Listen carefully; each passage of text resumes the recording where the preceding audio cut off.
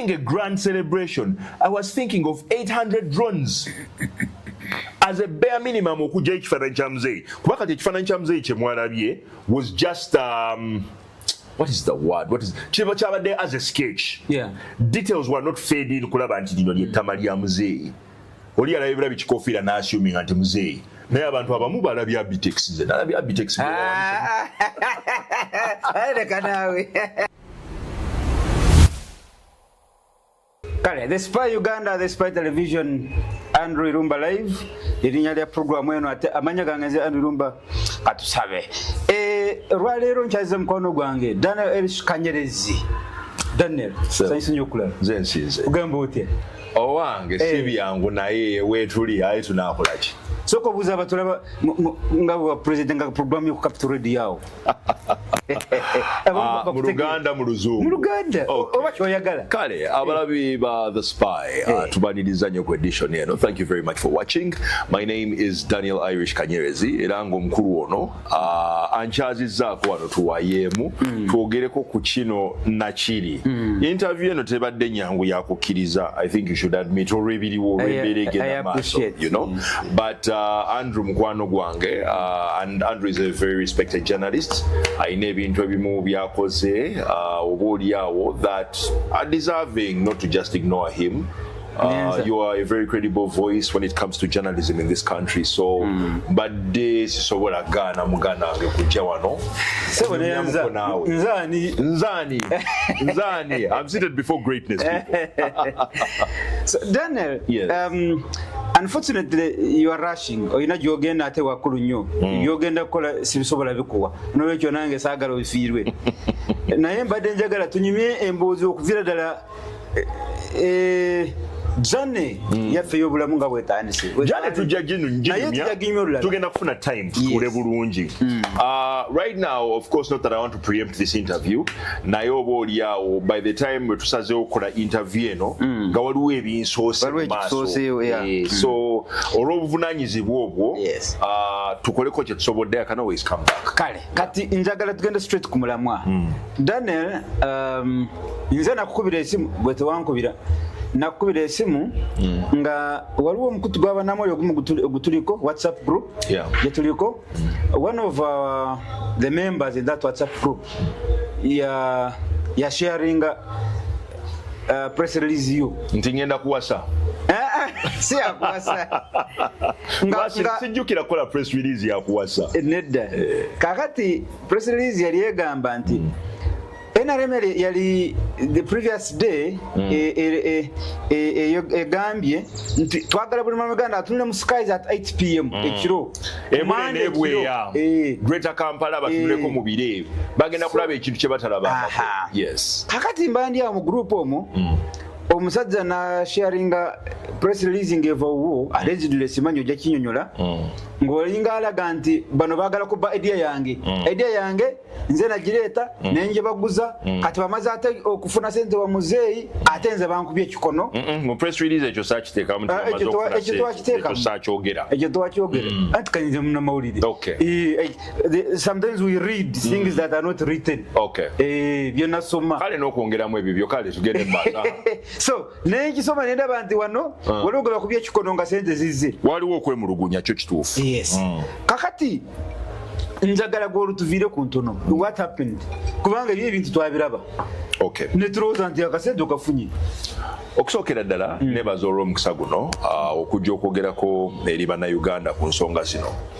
Bwe nateekayo press release ku Twitter oba ku X, abantu abamu balowooza nti ngezaako kwekukuutiriza ku kiriwo. Nti awo oyo talina mulimu yava dda ku radio talina kyayiya talina kyatugamba aze kwenyigawo ayagala kutwala limelight y'abano ng'ateekawo embeera etaliiwo noonya views noonya likes. I'm too grown for that stuff, you know. Ebbanga lyembadde ku nsi. I'm also an ethical person. Ate n'ekirala ndi musajja musumba ndi muweereza mbuulira enjiri. Yes. Kanyerezi olumsumba mbuulira enjiri. Yes, I preach the gospel, I preach the word of God. Ku mukutu gwangu gwa TikTok nagulawo channel bagiyita @TV Daniel Kanyerezi kubanga instruction ya Mukama yali clear. Gulawo omukutu omulala ompeereze osabe n'abantu bange, and that's what I do. Sisaba abantu sente zaabwe kubasabira nedda, but I have a parallel page bagita Daniel Irish Kanyerezi. Kati ku page eyo nyambako bannayuganda okubakwasaganya, especially people abanoonya relationships, nembanoonyeza bijuice ebivubuka ebyakola mukuba bijuice, like it's a word that I coined okutegeeza abakyala abafaanana obulungi, abakyala abebigendererwa bijuice. Tuveeyo irumba yenziri katonda yakusindika owereze mukama yansindika mpereze era sigenda kulimba muna Uganda mbu nali awo nempulira eddoboozi nga lyogereramu kisiikirize. I attended the church service. A man of God had kept on telling me, musajja gwe ine eddoboozi ddungi likosa okuweereza mukama, and he kept on telling me this repetitively. You know, omusumba bamuyita Godfrey Nasaasira aweerereza saidi zeeyo ku Entebbe Road, saidi zezanaawo. So he had visited our altar, batubera n'ebyoto by'okusaba nga balokole bw'omanyi, you know. So olunaku lumu mwoyo wa mukama nakka n'angamba bw'ayogera mukama, and once a man of God says bw'ayogera mukama aba alina kyamugambye gwe kyatakulaze. Nanga mukama bw'agamba ggulawo omukutu obuulire enjiri osabe n'abantu bange. Of course, when the word came, I didn't receive it in its entirety because ebiseera ebisinga abantu twagala nnyo obunnabbi obwogera ku bugagga. Mukama akuwadde obugagga, akuwadde omukyala, akuwadde amakaawo, twanguwa naye mugenda obuulire enjiri. Nasooka ne nerowooza munenga naye kati bano Abannayuganda bagenda gamba haawo muyaayo ono ebyokukola bibuze kati yeekwese mu njiri. And incidentally, mukama yasaasira nti omuvubuka arecordinga videos eza prayer altar bamuyita Joshua Kalema yarecordinga video n'agimpeereza, era lwe yagimpeereza I posted that video, it's on my TikTok. And I will also share the same, or I'll give you the link now, wenga, you know, also we'll give the whole instruction. Era ne renafuna instruction nenda ba video eyo mukama yamala kundetera kirooto, yandetera ekyawandiikibwa, yandetera ekigambo nga kigamba nti nkuddiza emyaka ejaliibwa enzige. I'll restore to you the years that were eaten by the locusts. That's a verse in the book of Joel, chapter 2, verse 25 to 27. Kanyerezi osukidde ddala otulese eno ffe olaba okwotina na Bible. Kanyerezi njagala nga bwe twali bwe tuli. Mukama wakisa. No, I haven't really lost myself. It's just that, you know, when such a kingdom responsibility comes to you, it aligns you somehow. Weesanga nga waliwo ebikyuseemu, kati waliwo ebintu bye sikyasobola, waliwo byensobola, waliwo obunafu nange bwe nnwana nabwo nga omuntu owa bulijjo, because it is one thing to receive grace, it is another to transform. As you walk with the grace, transformation takes time. Transformation takes time, you know, and God's grace is sufficient. God will give you time. We sin, we fall, we stumble, but it's not about how many times you fall, it's about how you pick yourself up. Nogambo kengudde leero ekibi kinsinziza amaanyi naye nkomyewo ntya mu kwagala kwa Katonda. So emboozi nsaba ompopo bwayo. Kale tudde ku drones twalabye olutalo kakati olutalo lw'ensiikuula tuviire ku ntono byatandika bitya kakati nava ku radio, like nava Capital Radio, and when nava Capital Radio I went into surgery. When nava mu surgery nenjoininga King Kalisa. So naina what they call varicose veins, oba crooked veins ezibeera ku magulu. Kati veins zino zitukekera nga tezikyatambuza musaayi mu mubiri. My doctor advised, because I'm a diabetic patient, nagamba nti ku sukaali onakutawaanya emisuwa gino yeetaaga okubeera addressed, you know. So when naviira ku Capital, I was actually going into surgery. Capital teyangoba, but I resigned at my own free will because nina ebintu bye nalowooza mbye nalaba neŋŋamba butuufu, if I hold on to this job ngenda kutaataaganya abantu bano, because even after I was done with surgery I spent 5 months nga ndi waka. And also before I went for the surgery it took me about 4 months to try to reduce my sugar, because tosobola getting into surgery nga sukaali ali waggulu, otherwise tojja kuwona. So that whole period threw me off balance. So nva mu surgery eyo mukama n'asaasira nenjogera ne group CEO wa Next Media Kin hired Karisa. Me. Yes, Kin Karisa. That's my brother. Yes. Kin Karisa hired me to be his music director at Next Media. Well, I really enjoyed my time there, but I think at some point nawuliranga tekikyagatta bulungi n'abamu ku bantu be, you know. There was a bit of friction and resistance, and honestly I hadn't given my life to Christ for such bullshit. I had to walk out. you know. So when I left Nembereka, then I amplified my voice a lot more dating space, you know. So as a creative person, elections is in. When elections come, the opportunities is because as we speak, the world is not buying products. They're buying ideas. They're buying solutions, you know. So what can I do for the NRM campaign? Because ebintu ebisinga abantu bali babikoze. And like it or not, kino kanchogere nkimanyi omuna Uganda kigenda kumunyiza. But between you and I, even if I had taken a drone show to Jema Party, they couldn't pull it off. Because a drone show of that magnitude needs resources and funds. Or you know, genda wali sente to champion these innovations, you know. Think about any political party. Maybe Bandiagado Chikola, but they will probably find resistance along the way. Because there are budget lines, there is security, there is a lot that would tie into that operation. Exactly. But working with an outfit like NRM, I mean, they have all the resources and infrastructure, from the cash to security to whatever is required. But if they had received the idea and blessed it, so exactly. So you can't castigate me or blame me. Guys, let's think this through. Huh? Anyway, ganjogera ne bannange ng'ekirowoozo kijja nga tugamba kati tulumbyani. So I'm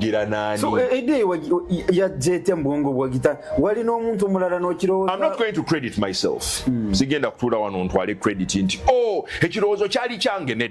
But this is what happened.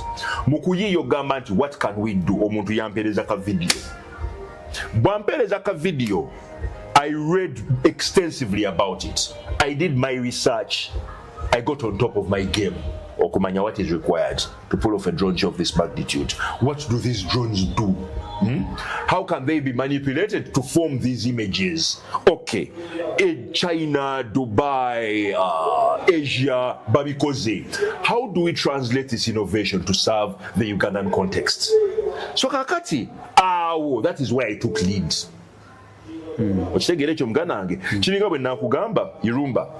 Radio station. We all know every radio station has news at the top of the hour. Every 18 minutes past, because I want my audience to know Kasazi clocking at 18 past. Every half past the hour they had headlines. It's half past the hour, they have headlines. So it's pretty much the same thing, you know. So idea negia. And by the way, Ugandans are not people that you can take for a ride. Abana Uganda, Bagezi. Abana Uganda, one of the reasons as why radio listenership is going down, it is because Ugandans have access to where they can find their music. Irumba, you and I came driving. Between you and I, we have radio stations in the car, but we have flash discs playing our own music. Do you know why that is happening? Because of exposure. Ugandans are exposed. Drone show. Videos of previous drone shows that have happened. So when I got the idea, I embraced it, I championed it. I wrote a fully fledged proposal. Then everyone started, you know, throwing around names. Tulabe Gundi, Secretary General, Tulabani. Katimu process we started arranging meetings. Twasibira ku State House. Tuka ku State House, I met some key government officials there. They were kind. They embraced our ideas. Era bambuza biki byolesi. Nendete nkota yange ideas ne tutandika okujjako ebiwagu. In unpacking the ideas, one of the ideas was proposal Nzilina. It's just that, you know, I can only show to who matters. I can't go around littering documents in the public domain, you know. But I am happy on request to share these to justify my cause and my case. Proposal jetwaso kokola bali bagita the Gains podcast.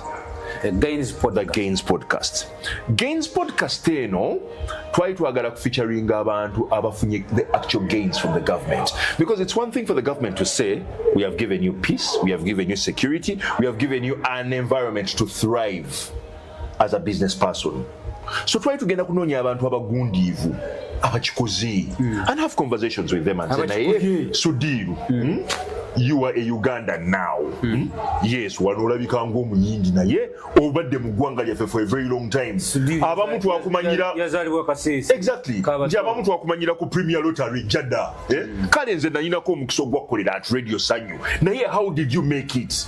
Because bajjajjaabo baba kitaabo babagoba ne babazaayo ebbombe. Well, how did you manage to change that story and come back here and gain the positivity to still believe in this country? It was for Sudil to say, NRM or a provision, maybe tax holidays, maybe chino, to sobodo kolachi or making, and that is actually a gain. There are many Ugandans like that, both national and also people from international, spaces who are here and they're thriving.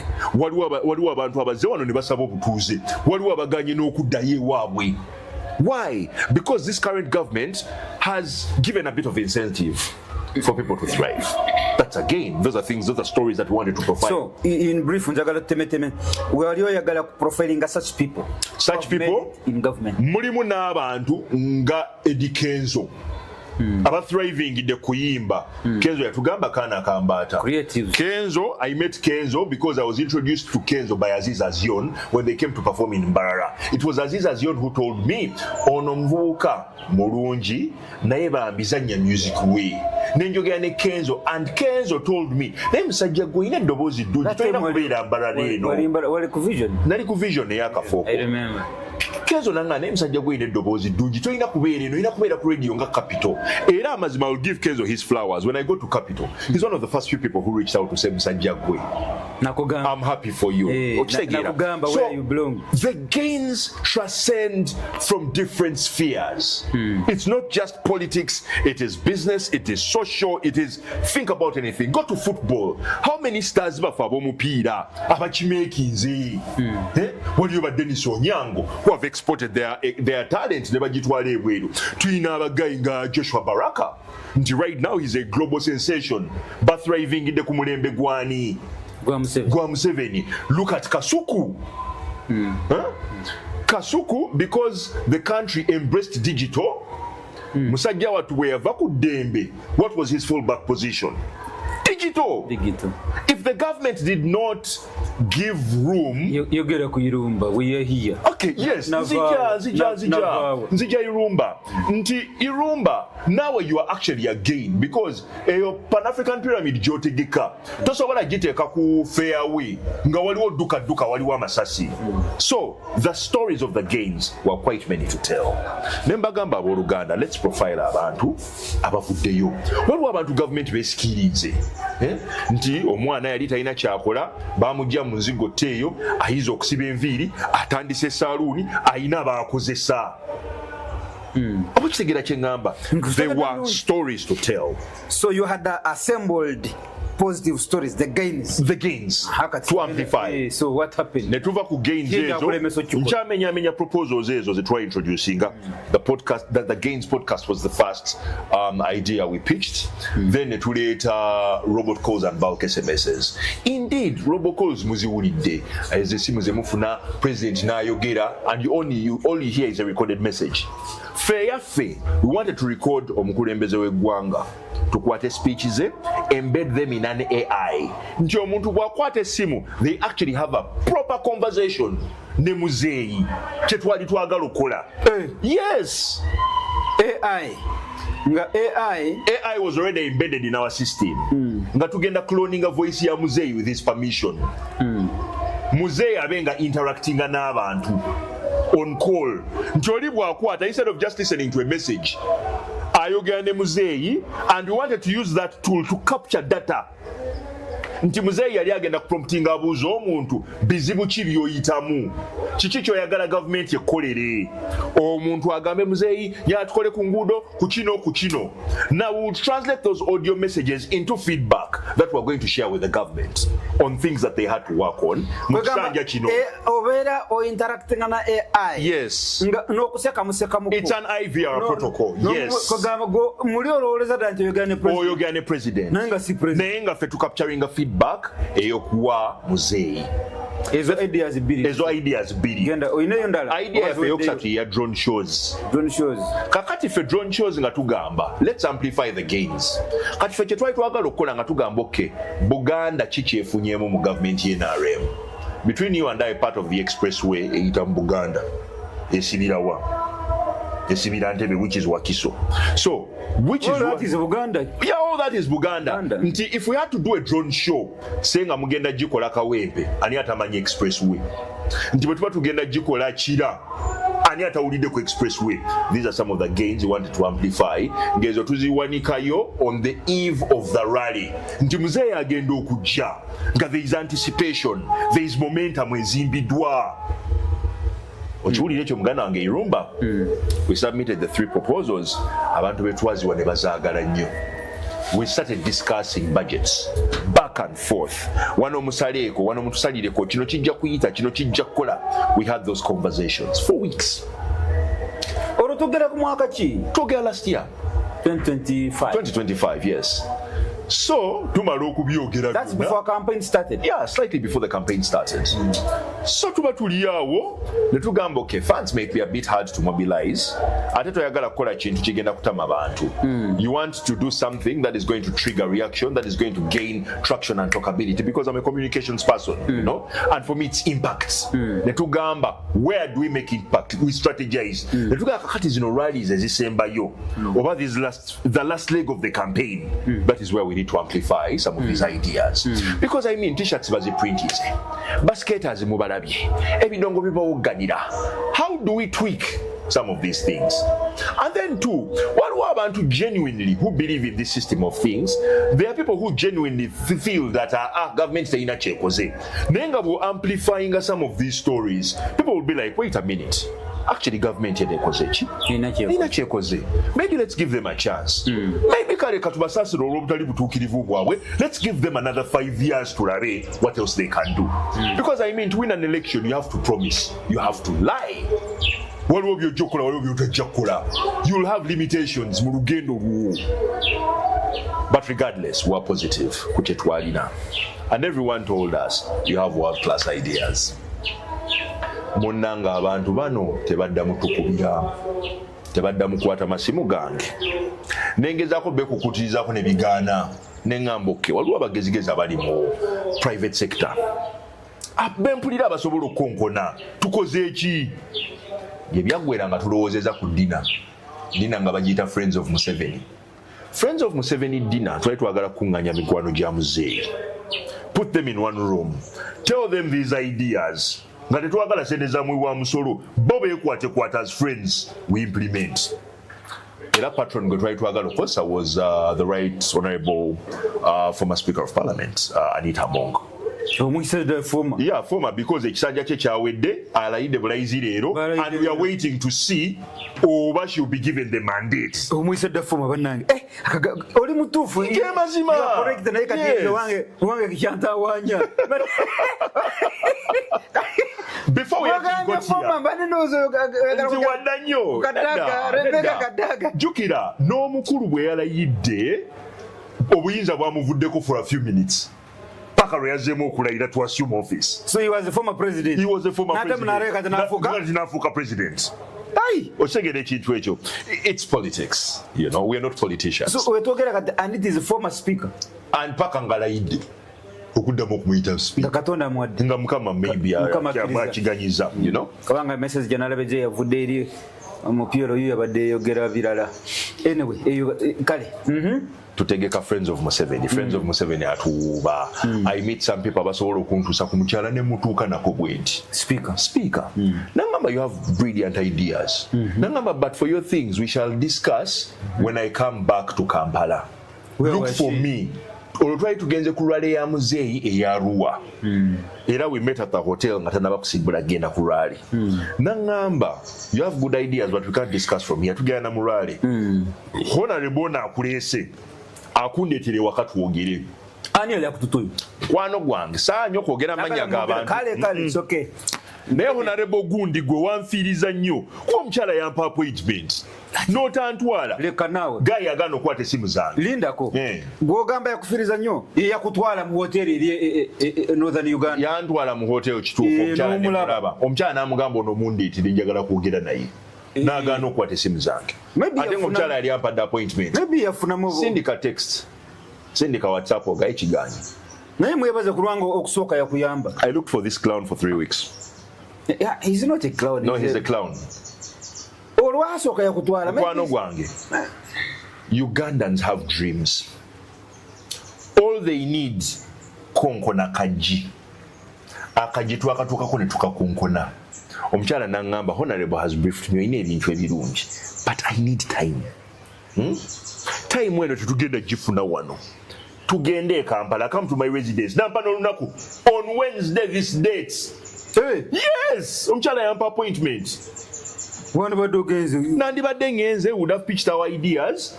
Oyo honorable bwe yagaana gwe wandibadde ogenze. Ati nali sobola kubala getwala wa mukyala.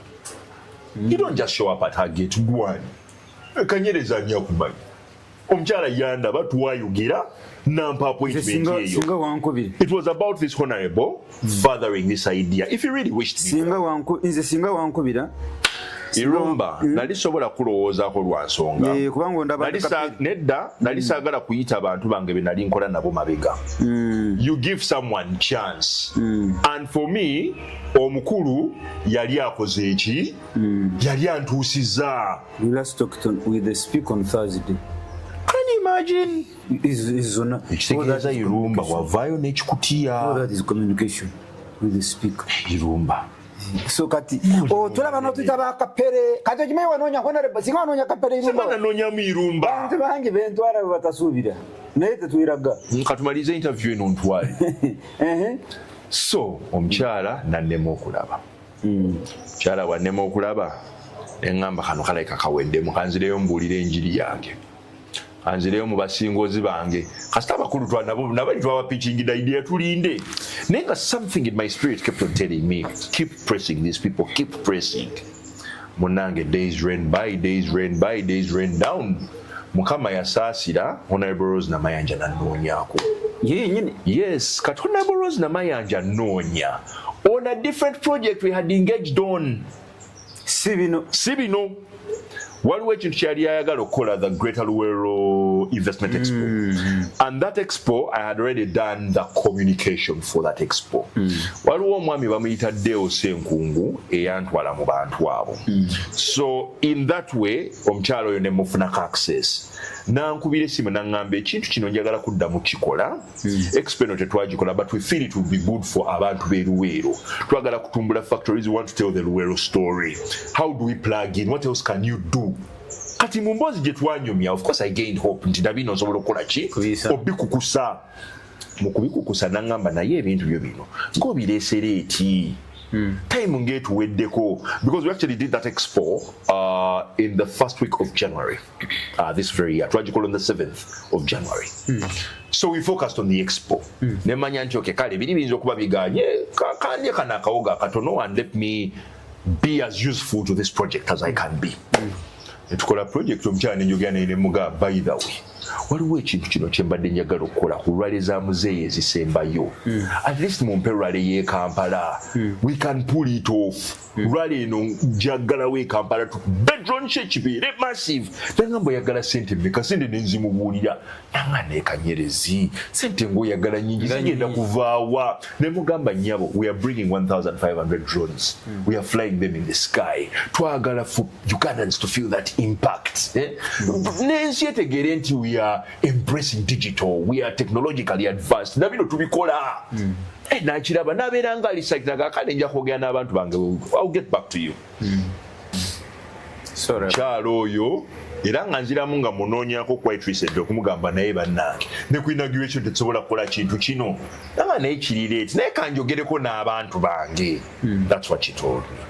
And we didn't speak again because she was unwell, I assumed. Rokuba maybe tali bulungi, maybe she hasn't reached out. So, today eriye mabega. Munange nga nfuna challenge around my health.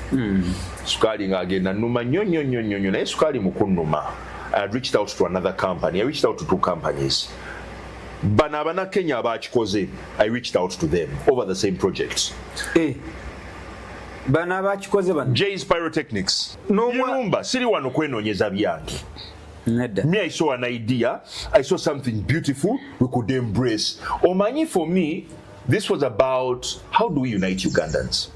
What we chintu chokola nga opposition nayo jaji kwata obwongo naba independent leaning ojaba kwata obwongo n'abali mu kintu ojaba kwata obwongo.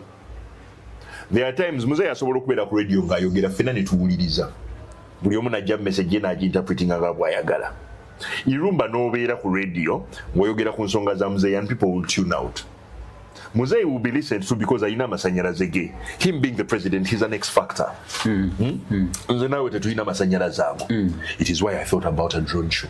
Instead of Honorable Dombo baani ogenda ku radio bagamba abantu enkya mujje ku rally, we project it in the sky.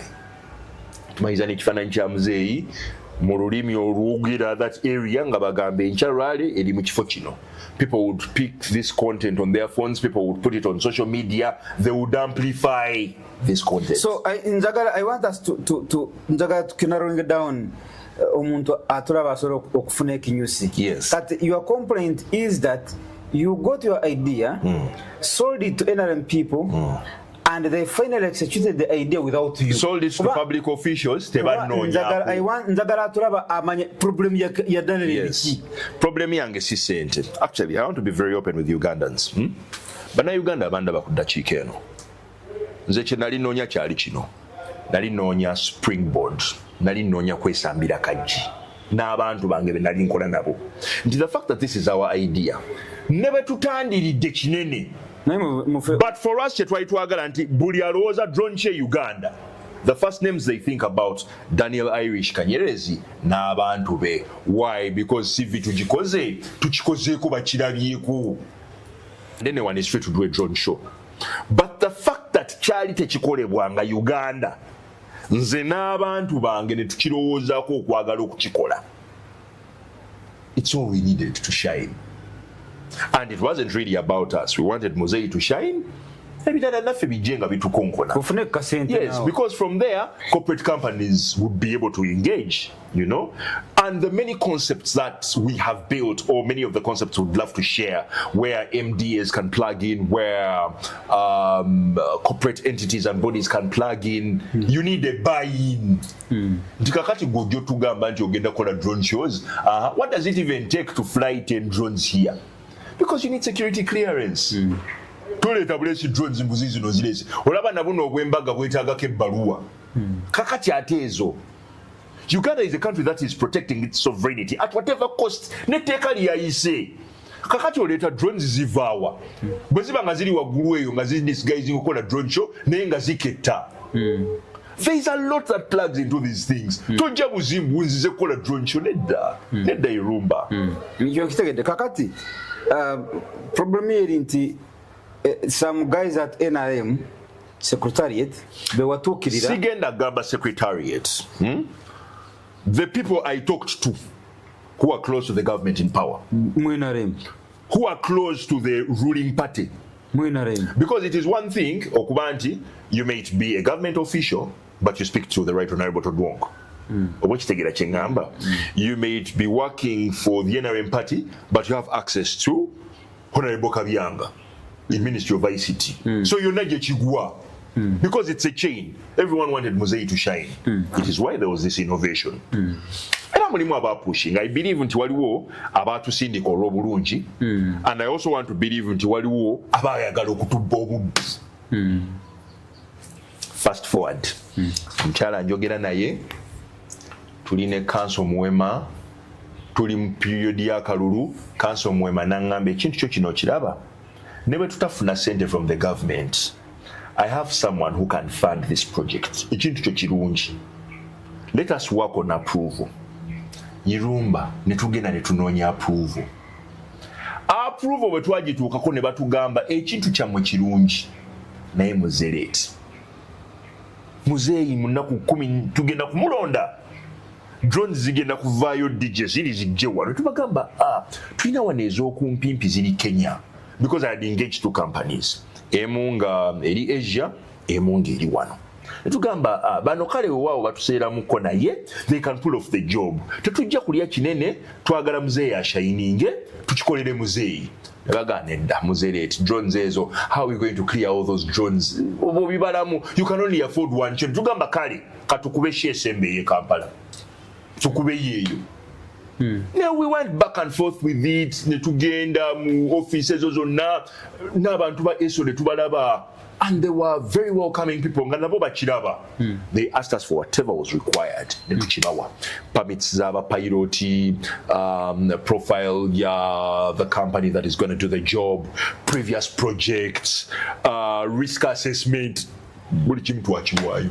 and a detailed proposal they said and it didn't happen netugamba kale tekyapeninze kale katulinde now fast forward emboozi eri gye mbadde nkunyumiza my trip to India nfunamu challenges with diabetes sukaali ng'agenda numa era ekigere kino kyagenda nekifuna ebbwa eddene nti nakosaako ne ku miggo ne kati ng'eddagala lye nina okugula wane Uganda liri very expensive ate ng'e India the rates were slightly affordable kakati mba engaging ne supplier wange we Asia mubuuza what other projects are you coming up with nangamba there's something we want to pitch for in India mu mboozi gye twanyumya netugamba nedda tukole thank you message eya muzeeyi naye mu thank you message eyo let us showcase the gains let us amplify these gains biki ebituukiddwako mu government yeno now because they had better designs than bana Kenya and because they had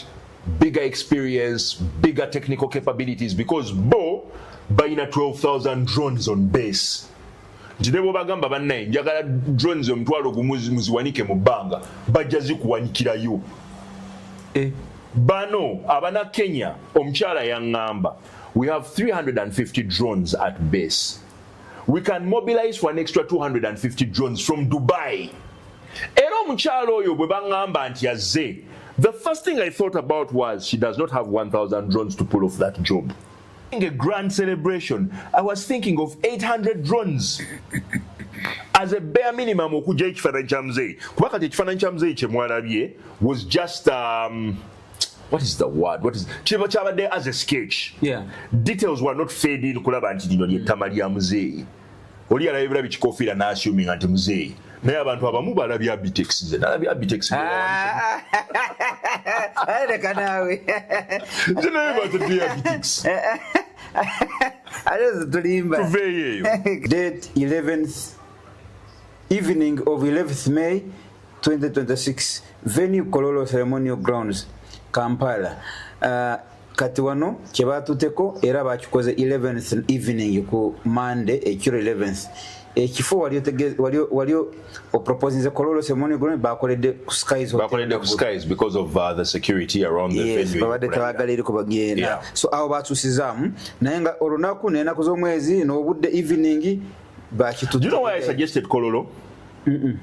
Kololo wansi waayo waliwo Centenary Park we wantu abantu basobola okwanguwa okonvaginga mu bitundu byawo okuba nti ne babeera ebbali ku makubo basobola okukiraba they can take pictures but twagala kuzimba barricades have security around you know then to take on a sound ki track ekinene because I had to do a voice over nti Africa bwebe yambuka waliwo ebigambo ebikola ki ebiwerekera you explain the pictures which wasn't done. What does this represent? Otegeera nti abantu balabye Karuma Dam ebisinga bungi bibadde mu impression exactly aspect it's an impression like architecture exactly omuntu akozeko build okuzimba kati oli gwe an architect osobola interpreting yes na you an ordinary person they can't asobola okutaka interpreting ebifaananyi bibiri ebyalabise mu that quick drone show ekifaananyi ekisooka abantu balabye Karuma Dam naye nga balowooza AK-47 era nange sakitegedde jukira tekirwawo yes waliwo impression gye balabye ey'omukyala n'omwana ne balaba akasalabe emabega abantu abamu balowoozeza nti maama agamba omwana we bayingire mu church basabe. But you see, my story, I was telling Ugandans that our health care has also improved. Tuina kumarwaliro obo wakana tuina the Mulago Neonatal Hospital. Mulago mupia jali gendo ulabe. That's a gain to amplify. It's a government hospital. Kale, the show opens with a large glowing map of Africa forming in the night sky. The entire continent lights up with a soft golden glow. You have given it 1 minute and 30 seconds, I think. Yeah. They just went straight to Uganda. Uganda's map. Yes. Concept Yeah. Uganda's map brightly lights up and emerges prominently from within the map of Africa, with its borders glowing strongly in yellow and red. They skipped all that. Concept number 3, peace and security, the foundation. A protective shield forms over the glowing Uganda map. The Uganda flag waves gently across the sky. Okay, concept number 4. A clear and recognizable portrait of General Muhoozi Kainerugaba appears in full military uniform with stars on his cap, surrounded by a strong UPDF shield and symbolic soldiers. Okay, concept number 5. The Entebbe Express lights up with moving vehicles, followed by the Kampala-Jinja Expressway, Karuma Dam with flowing water and electricity, power lines spreading across the country, and the standard gauge railway train moving forward. Yeah. Script number 6. Agriculture and value addition. Coffee beans grow and ripen, then transform into harvested beans, processed coffee, bags, and finally an export plane taking off. President Museveni yaberaze koloro yenyine mu speech ye bino transformation agriculture something like that. Yes. Concept number 7, parish development model PDM. Cash notes rain down from the sky. Sebo badayagala kuyiwa sente. Kimanseko. Ngomansa. Naye zaali zigenda kubeera mu drone. Zaali tuzijje eno wansi. Kanyerezi ali muyaye. Bwadde mugenda kuteega ebibatu. Ate abantu badde balowooza nti waliwo ennyonyi ennene egenda okujjanga ekimansa. Sebo tufiiriza sente. Cash notes rain down from the sky. Parishes across the map light up one by one. Crops and livestock multiply rapidly, and modern houses replace traditional grass-thatched ones. Text appears, PDM, more cash, more support. Because omukulu mu campaign message yagamba sente za PDM bagenda zongera from I think 100 million to 150 to 100 thereabouts. Yeah. Okay, concept number 7, a more digital Uganda. The sky transforms into a vibrant digital landscape. Fiber optic cables spread like glowing nerves across the entire country. Smartphones, tablets, and laptops light up in the hands of the young Ugandans.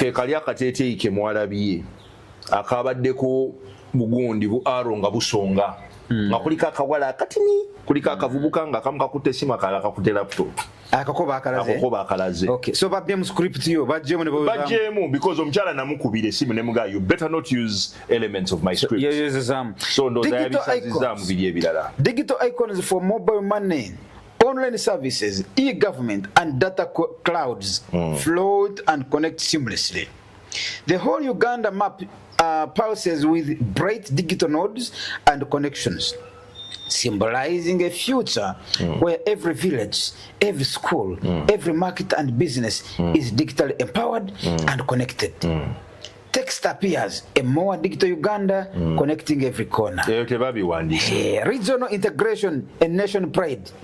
The flags of East African community, Uganda, Kenya, Tanzania, Rwanda, Burundi, so blah, blah, blah, blah, wave together in unity, showing strong regional cooperation.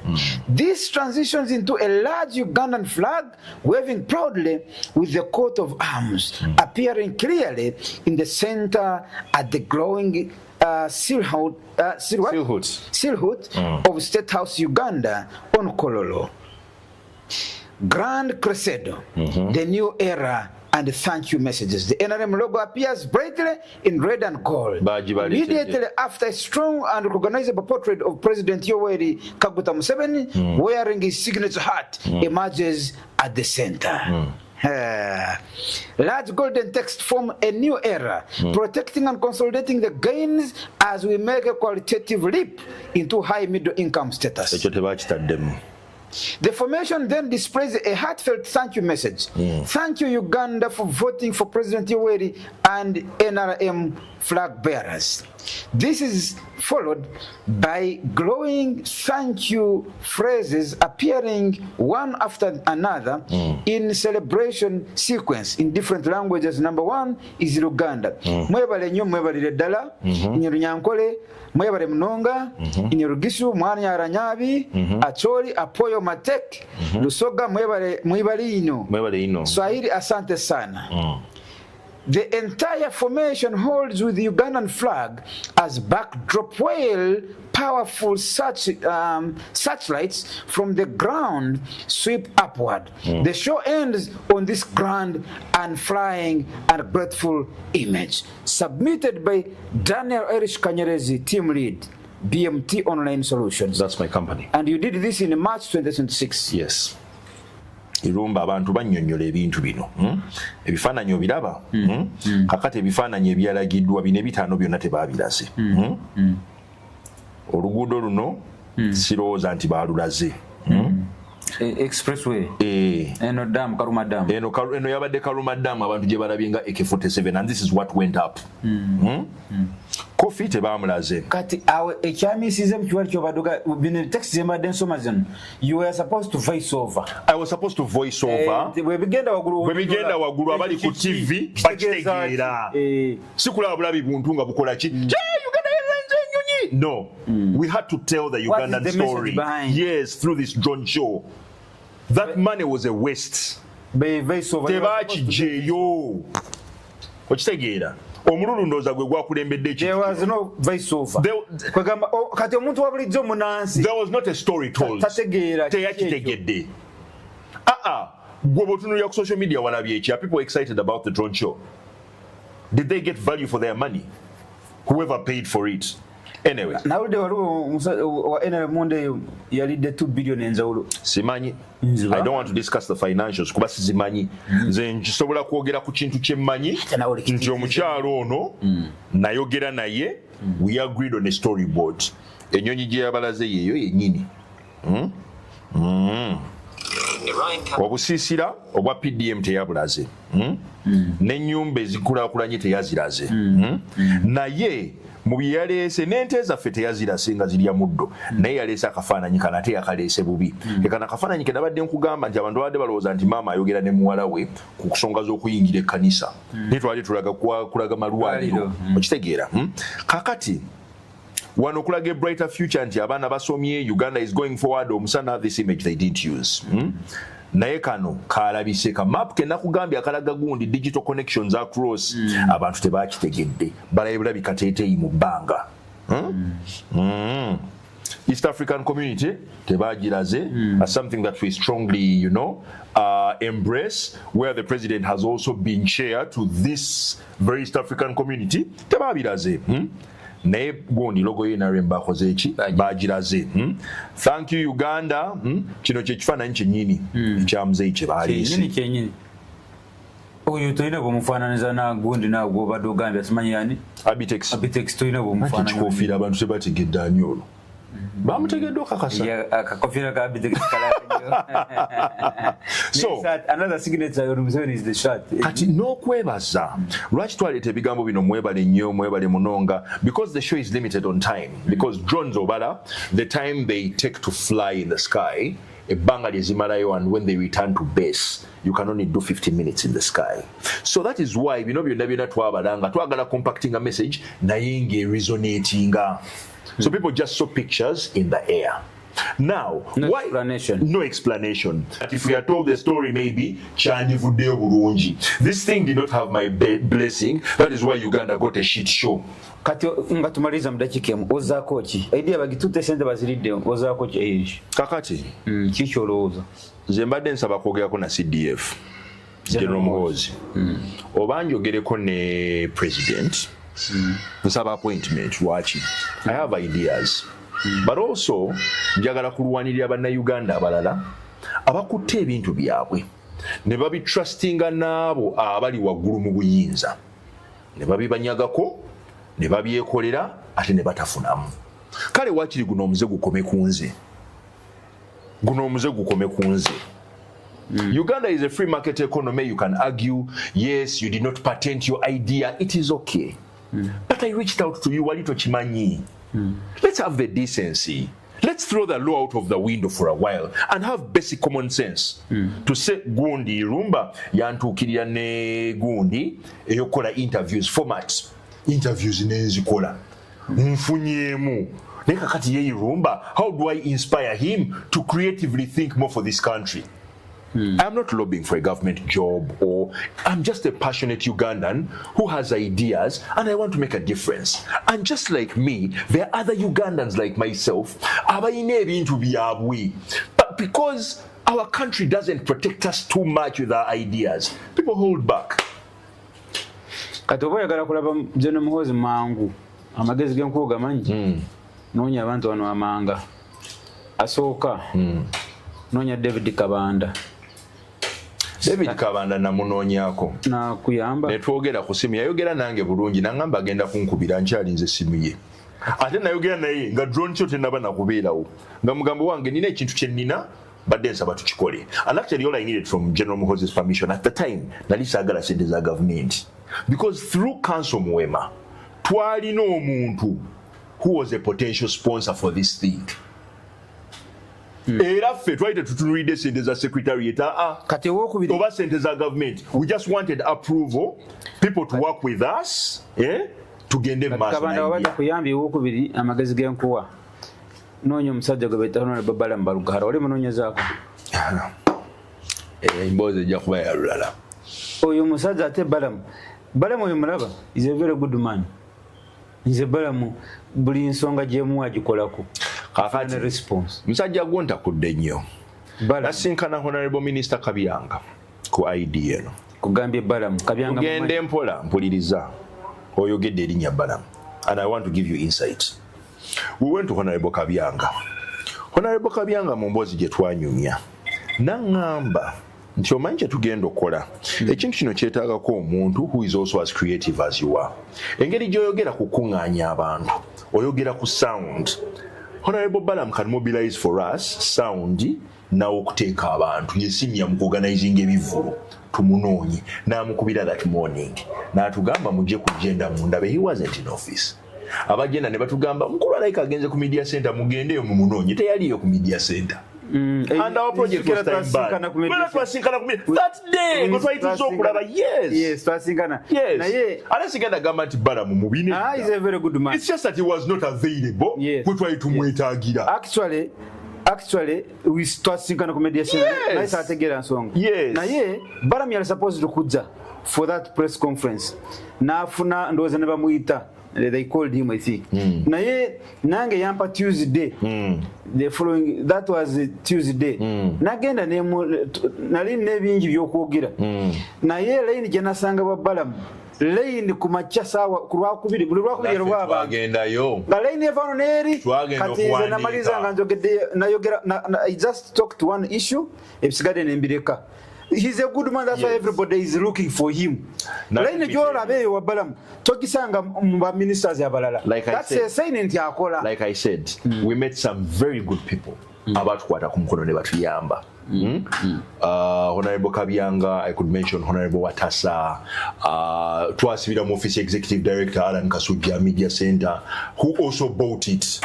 Naye munnange tugenda ate okwagala okugamba kati tugende wani tukikole naani nga NRM etaddeyo press release tugenda kuba drone mande mutunule waggulu ensingo muzirekeyo tebazitema mulabe drone show. kati waliwo ensonga yange gy'otazzemu bulungi ozzaako ki mu dakiika emu. Like I said, I think right now I want to talk to more direct people about my innovations and ideas. Sikyayagala kwogera na people who are behind office desks who are not going to implement. And I think for me, I need a chance to, one, speak to the CDF, oba njogereko ne the president himself. Lwaki, because I believe, one, someone will listen to me. In those offices, especially the president. Because abantu bangi bawuliriza bafunyemu kasuku yekubira omulanga n'agaba nange mukulu baako kyotukolera. The president made a promise n'agaba nangenda bakuwayo 5 billion mutandike saako. Era kati abantu nga mwe ba blogger, people who are on the digital platforms, nze nange bwe tunaba twewandiisiza, there is a chance we'll have access to those funds. So you can't say that the system is entirely bad. We just want to be heard by the right people. And right now confidence yange njirina mu muzeeyi, njirina mu CDF. Kale, my brother. Sebo. Njagala nkutoduke ogende kuserena ofune sente z'Abaganda. Sajjangwe. Simu julidize ogenda kuserena ofune akazeta. Sagala kupuriza sente. Naye rumba nsanyuse nnyo kulaba. I'm glad we had this interview. Era njikuwadde for one reason. Nkukiririzaamu. And you've been a champion of the truth for time immemorial, at least ebbanga lyenkumanyidde. There are outlets who reached out to me nengana okwogera nabo because I didn't want my interview to be twisted. You know, right now there are so many AI tools. Omuntu akwata video nakwogeza byotayogedde, you know. So I'm grateful that eddoboozi lyange oliwadde omukisa to be heard, you know. Era bannayuganda njagala kino nkikomyewo, siri mu nakigwanyizi nti nenoonyeza byange nedda. Naye omuze guno ogw'okubba ebintu by'abantu ne batawulirwa gukome kunze, nina obulumi. Abantu bange, you won't believe, abantu bankubira amasimu. Even I got into a mild depression. Nali ndiawo and my brain switched off. Abantu nga bampeereza screenshot bagamba muzeeyi wakikubye, drone show. I'm not even part of the setup. Abanyaga ekintu kyaffe ne batatu involvinga. We could have given Uganda a world-class drone show. Mkulu Kanyerezi ndoza nzija kusuka wano. Njagala leero ze ngo yangu kubanga ina programs enda. Na njagala mu budde bwo bufunye waka nyongerayo. Tugenda kufuna obudde. Kati twogere byaffe.